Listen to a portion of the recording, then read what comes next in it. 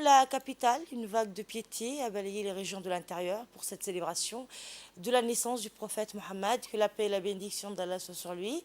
Les festivités religieuses ont résonné à travers les paysages variés de Djibouti, unissant les habitants des régions de l'intérieur dans une dévotion commune à l'occasion de cet événement sacré. Ces célébrations ont débuté par une lecture d'un verset du Saint-Coran, suivi de chants de louanges au prophète Mohammed et de la récitation de poèmes. Les résidents se sont rassemblés dans les rues et les mosquées pour partager des repas et des récitations du Coran.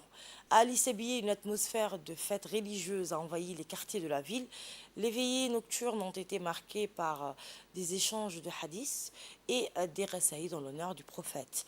Les résidents ont exprimé leur gratitude envers le prophète Mohammed, que la paix et la bénédiction d'Allah soit sur lui, en renforçant les liens communautaires et en partageant des moments de fraternité.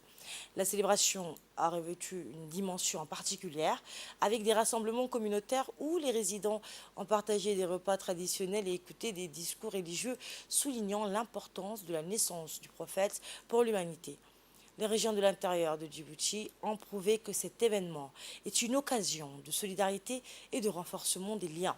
Les célébrations ont montré que la piété et la dévotion envers le prophète Mohammed, que la paix et la bénédiction d'Allah soient sur lui, sont des valeurs qui unissent la nation, qu'il s'agisse des régions de l'intérieur ou de la capitale, dans l'amour et la fraternité.